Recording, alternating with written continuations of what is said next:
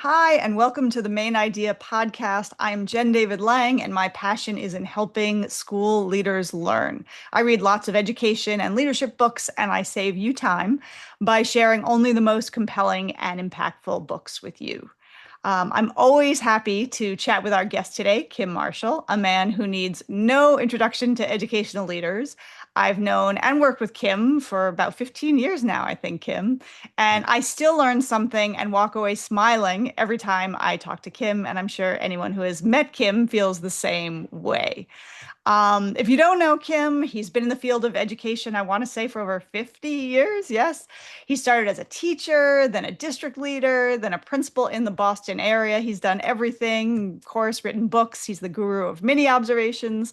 But what he's probably best known for these days is his publication, The Marshall Memo, which he launched in 2003. Kim reads a wide range of articles from journals, online sources, and other publications. And he also chooses only the most important and impactful articles to summarize each week for educators all over the world. Welcome, Kim. Glad to have you here. Thank you. To begin, let me say I'm humbled that we've worked together on a number of projects. Yes, we co-wrote two books, The Best of the Marshall Memo 1 and 2. We chose the topics we thought leaders would care the most about. And then we combed through Kim's incredible archives of thousands of article summaries and chose the best articles. And we put together these chapters or article collections. And then we wrote PD ideas for how you can take the ideas from the article summaries and bring them to the school, your school. So, can you explain, Kim, from these two books, how we ended up with this bestofmarshallmemo.org website? Would you explain a bit about that? So we published two books in hard copy, and we thought they would sell 1 million copies, but for some reason they didn't. Perhaps because they're kind of big and clunky. Each is 400 pages long, and so we had the good luck to have a little feeler from the Gates Foundation, which, after a lot of discussion, agreed to pay for most of a website which has all 900 pages of both books. Clickable, no password, just get right in. And initially we had 22 chapter, collections of articles. And then we realized, oh my gosh, if we have another idea, we don't have to actually do a new book. We can add them one at a time. So we added mathematics a couple of years ago. Then we added supporting new teachers. We added school climate and trust. And the most recent one, and the hottest topic going, is artificial intelligence, generative artificial intelligence in schools. So that's the one we are just about to add. We're in the very final stages of doing the tech thing of getting it up on the website. Fantastic. Yes. And it will be up there probably by the time we publish this. So Yep. this is a strange podcast because I'm the host, but I'm also going to be a guest and chat with you, Kim, because I am a collaborator in putting this chapter together. So this is our 26th chapter or installment. And as you said, Kim, generative AI in schools. I probably don't need to ask this, but why, Kim, did you suggest that that's the topic we focus on next? So every Sunday, I'm sitting down and reading through about 150 articles and journals that have come in, or journal articles and studies that have come in, and combing through and finding, 8 or 9 that are the best. And of course, the hottest topic, as everyone knows, in the last couple of years has been generative AI. Since ChatGPT was launched in November of 2022, so that's 3 years ago almost, it has been just constantly coming up.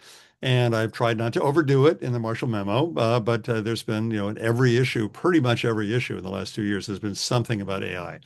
And I am fascinated with it, both as a new development in technology, but also because our son is a high school history teacher and has dealt with it. Within 2 weeks of ChatGPT coming out, he had kids using it to write papers, history papers for him. And he caught them, of course, because he recognized their white, it wasn't their writing. Our daughter is a secondary school English teacher, and she's come across it big time. Now she's a librarian. She's come in. So we really thought we've got to pull together the best articles on this. And even though it's in motion, new things are coming out all the time, we thought there was enough really good stuff so that we could put together a new collection. And we decided, and by the way, Jen's incredible contribution to our partnership is helping organize, think through, push back, and then write the PD for each of these things. And so without her, this would just not even be a thing. So Jen, Thank you're you. amazing at that. And so with a lot of back and forth over several months, we put together this new thing with 4 groupings of articles and total of 15, and then the PD section at the end. Yeah. Yeah. And it's ubiquitous, right? It's your two kids. My husband is a guidance counselor and a college counselor in school, and it's certainly impacted him and his work and students using AI to write, college applications. It's really impacting every single aspect of school as we know it. But not Um, threatening to put him out of a job as a counselor because some kids are using it for counseling, and there's some big concerns about that. Absolutely, absolutely. I'm not too worried. He's very good. But let me say also, Kim and I are not experts in AI. We're not really experts in any of these topics. We just read very widely, and we have the experience and good sense to choose, what articles are most impactful. So we're here learning right along with you. We're not putting ourselves forward as experts, just to say. So we take the articles that we choose, we comb through tons and tons of articles, choose the best ones, and then we organize them by topic. So this chapter has 4 sections. So Kim, I don't, do you have it at your fingertips? Share the 4 sections from this chapter and why these sections are important. Right. Well, and by the way, with the very first book that we did, and this was, gosh, I mean, it was during the pandemic, right? I remember I was thinking, okay, we find 11 articles, we just list the 11 articles. And Jen would say, no, no, no, no. They have to be in sections, they have to be organized. And then so it ended up, we're going to choose the articles first, but then put them on little pieces of paper and shuffle them around on the desk and figure out the sequence and how they follow one another, do thumbnail sketches and figure it out. So the first section is really the one that's top of mind to my son, which is cheating, is kids using it to do the heavy lifting of writing and thinking for them. And it is irresistible, especially at the university level where you have kids who are under a lot of pressure and a lot of extracurricular activities and too much reading and everything. Just to simply get ChatGPT to write their essay on the Great Gatsby or whatever is irresistible. And so everyone is dealing with that. So I think there are 4 articles in that section of just sort of saying, okay, so what do we deal with this? How do we deal with this? And there are ways to deal with it. I mean, a lot of people are coming up with, by having handwritten essays, blue books, and having first drafts written in class. And then the second section is really about, well, why don't you take that one, Jen? Sure, yeah. And I thought we'll give the overview and then we'll take a deeper dive. Yeah, so the second section is how do you ensure that deeper learning takes place, right? Because now that you've got AI, students can just ask AI to do everything for you, and so there's a real concern that deeper learning won't take place. But in fact, students can do deeper learning with AI, and we'll get into that. So that's the second section, and then the third section, Kim. Is the amazing help that it can give teachers. So some teachers in every audience that I've talked to about this, there's some teachers who are just, we're not going there. I may be a Luddite, but I'm not going to do this. And, it's really immoral and in fact, one kid was a high school kid was quoted in the New York Times as saying, well, if they're not going to let us use it, why should teachers be able to use it? I think Right. there's a fallacy in that argument. But I think, there was one, I quoted in the Marshall Memo, one teacher in Los Angeles who said he was working 75 or 85 hours before this, and now he's working 60 hours. So it can save enormous amounts of time. We can go into more depth perhaps, but that is, and for administrators as well, the time that it can save professionals from what is always an overload of work. And then the Great. fourth section is, How to use AI to improve student writing. And I really argued with Kim to put this last because, I would argue that writing is one of the most difficult skills to teach students. And now that AI can do it for you, how do we still make sure the kids are learning the skills that are involved with writing? Some of that analytical, critical thinking, organizing, synthesizing, those kinds of skills. mm, So those are the 4 sections in a nutshell. The potential problems, including student cheating, number 1. 2, ensuring that deeper learning takes place. 3, improving teaching and learning with AI. And then finally, AI to improve student writing. So let's start with the first section, the potential problems, including students cheating. So I don't know, do you want to pull out some of the larger themes or ideas or what struck you about what the authors had to say in this section? Well, so a number of analogies and metaphors have sprung to mind as we've talked about this. One is, of course, Ulysses, lashed to the mast, going by what was it, the sirens and the sirens song, which is deeply embedded in our culture. That would be one of the things you would hope that most people would know what siren song means. But I think for kids, it is really, really hard, especially if they think that everyone else is doing it. Right. If you think everyone else is using it, well, I'm going to be at a disadvantage if I don't use this. Yeah. But the other metaphor is Rumpelstiltskin, the Grimm's fairy tale where this girl is taken to the castle because supposedly she can spin straw into gold and she can't do it. But the elf comes along and for a price, which we didn't get into too much, he spins gold into straw into gold. And it's just this magical thing. And that in a way is what ChatGPT is kind of like. It's like Right. this, this student can bring in this elf and in 15 seconds it can create a paper. It can solve a math problem. It can, write an essay on World War II, whatever it wants, what. And so it is a very, very strong tug on these students. But the other metaphor that I'm using is it's like if you had a personal trainer because you wanted to build up your muscles and get your core in good shape, but the personal trainer does all the lifting. So you're just not going to have any muscles, or a piano teacher who always does the practice for you and as you watch. And so that I think is the concept that we got to get across to kids, but we can't just rely on kids' willpower, to resist this. We're going to have to provide some scaffolding, and I think that's where you have some really good ideas. Well, I think so. The big ideas are certainly the cheating, right? The potential for cheating, all the analogies and examples you gave, and the cheating meaning that the students don't get the experience of learning, and they don't get the experience of struggling because you can't learn without struggle, right? So if Rumpelstiltskin does it for you, you're not spinning.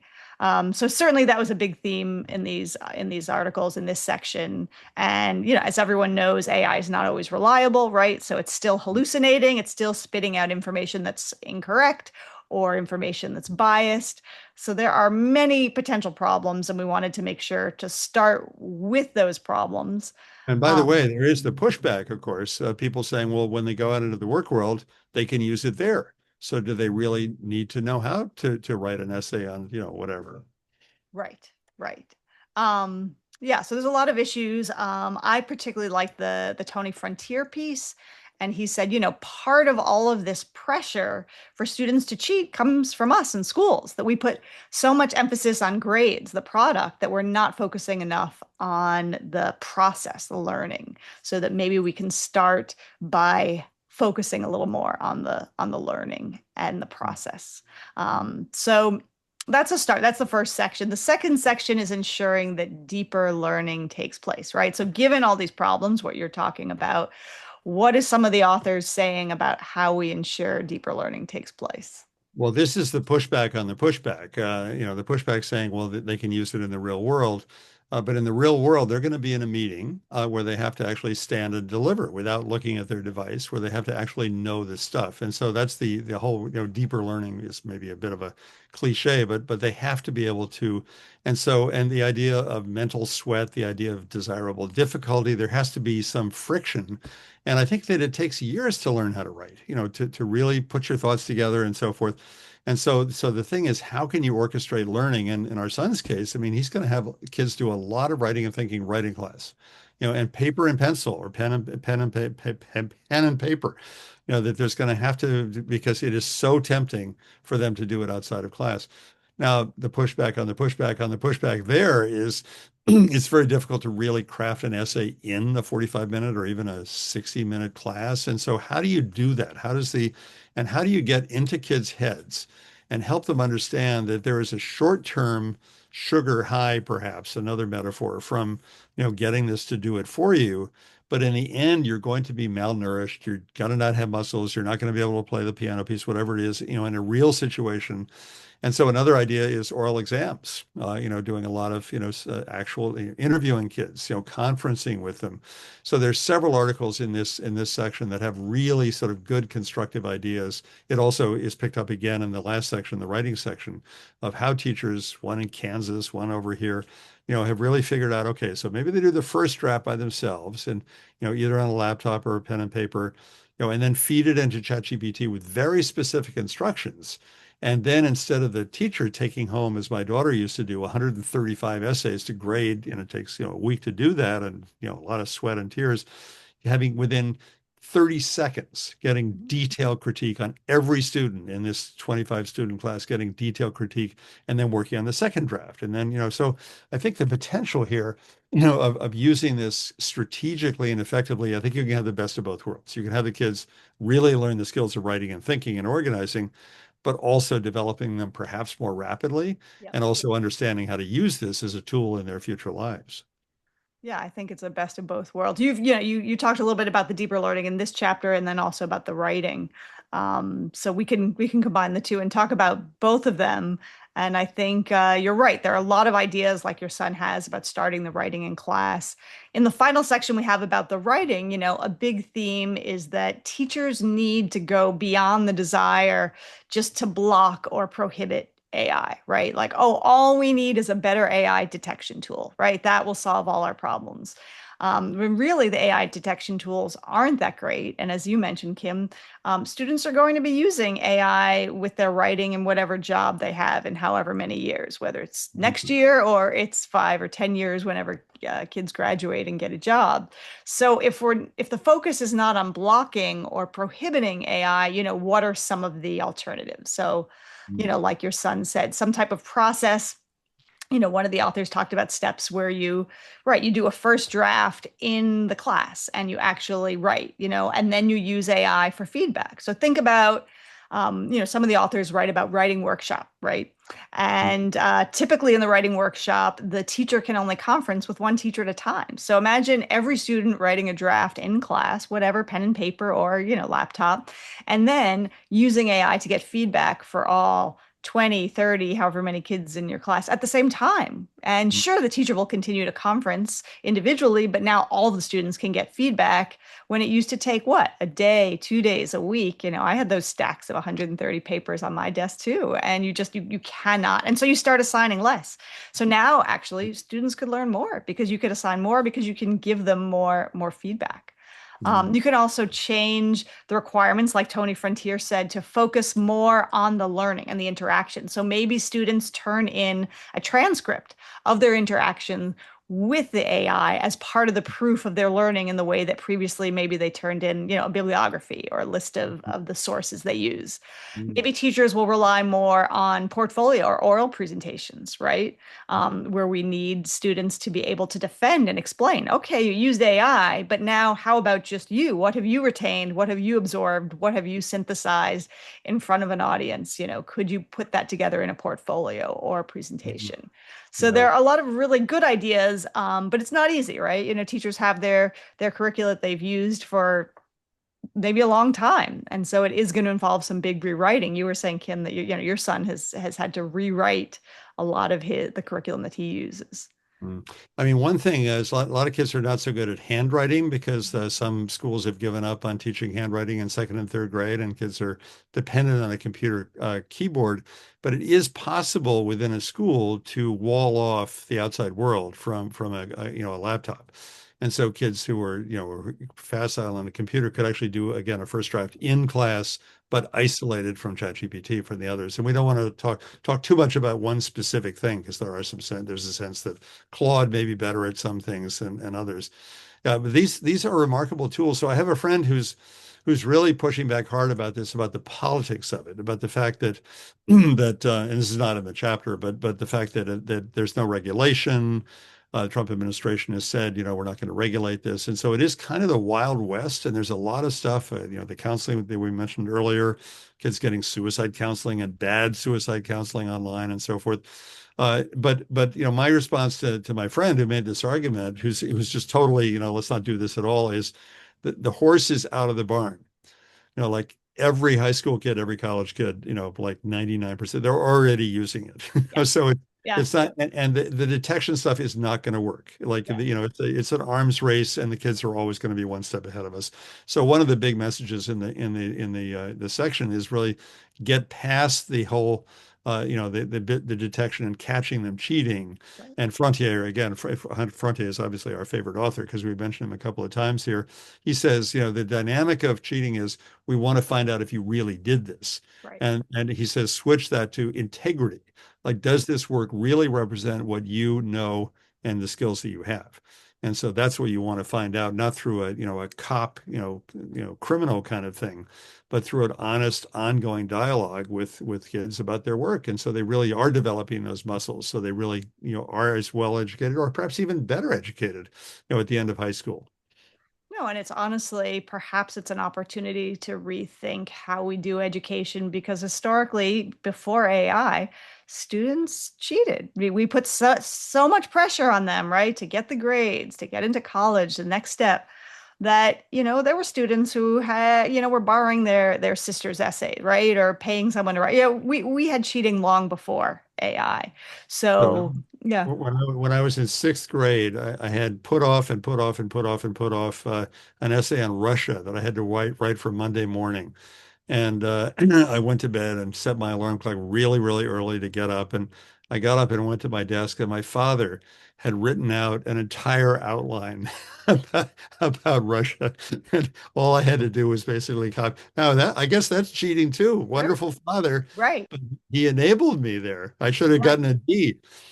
And there are issues of equity, right? Who has a father who can outline an essay or write an essay for you or pay some tutor $350 to basically coach you through the writing of an essay? So, AI has the opportunity. There is opportunity with AI to have more equitable teaching and learning and also find other ways so we can focus again on the process of learning, not the final product, the grade, or even, you mentioned handwriting, so it's like, let's get beyond the actual mechanics of writing to the ideas of writing, and one of the articles in the section about writing, it shared the suggestion of having AI create some sample essays for whatever assignment you're giving and give students the rubric that you would use and have the students use the rubric to grade the AI writing, and going through that helps them identify, main ideas, clarity, organization. Those are the skills that we want students to have, not the actual, here's an essay, turn it in, or here's the handwriting.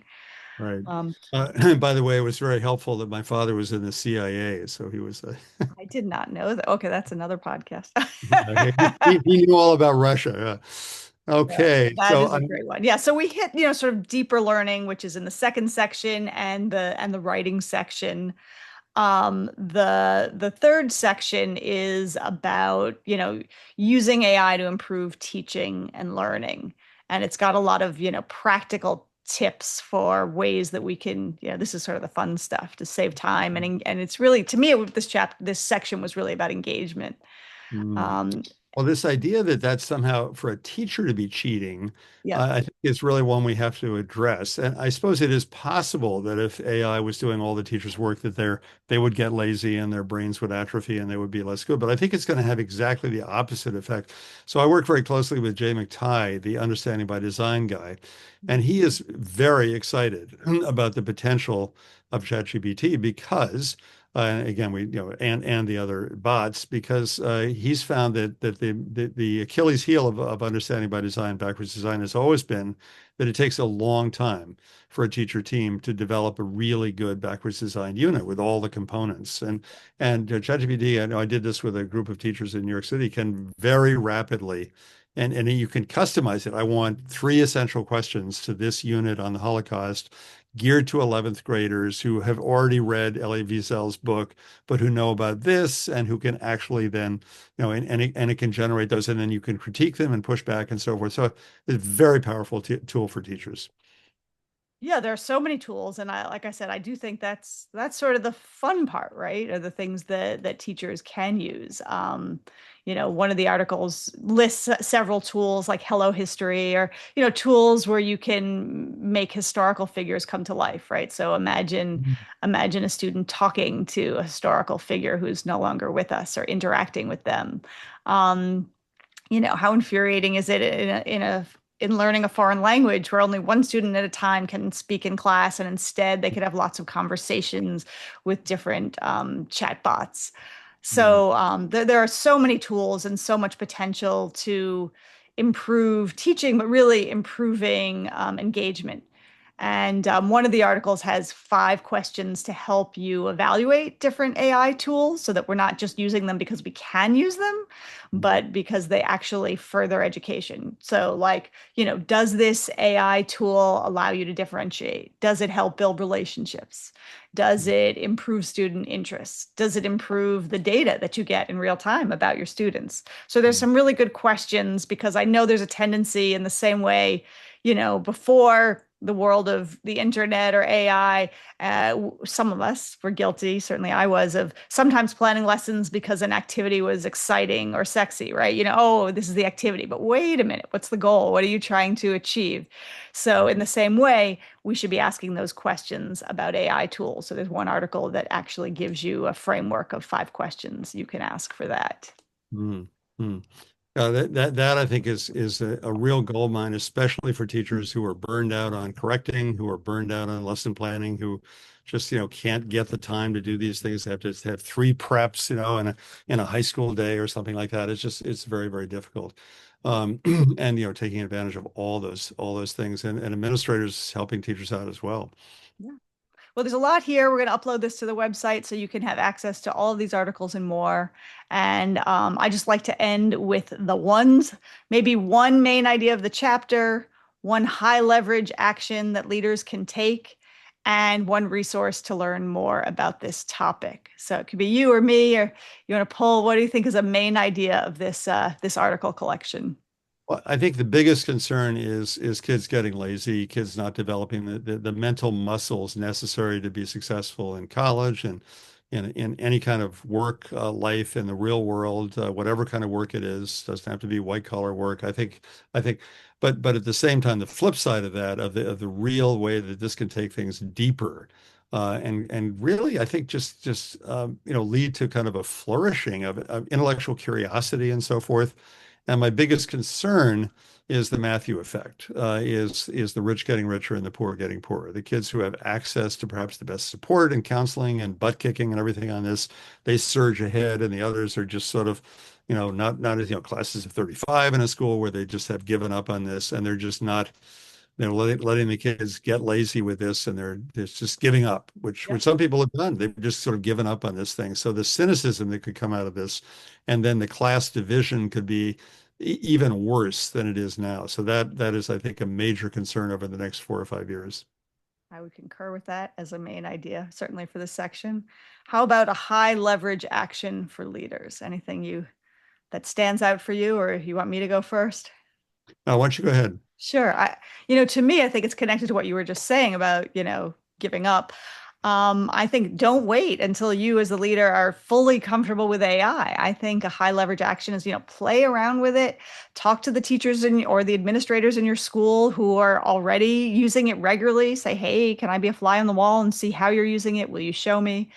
Continue to read and dive into it to ensure that you're really finding thoughtful, ethical, and impactful ways to bring AI to your school. Mm.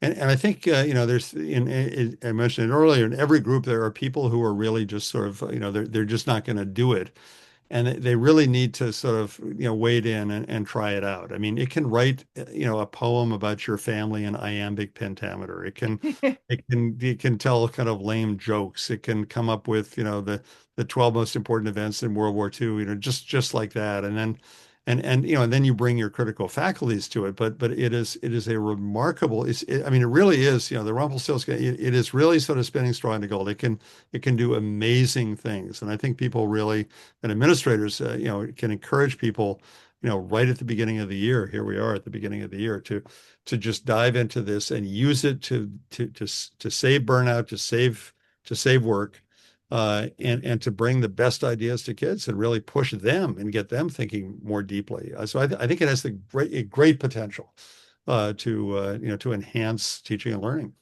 Well, and I think your example about, writing a poem in pentameter about your family, a very safe way to start is, use it personally. I've used it to plan vacation. The personal things may not have as much of a high stakes nature as how you might use it in school. So, and Mm. then finally, one resource. Is there any other resource, a newer article or book or anything else that you have read that you recommend for listeners?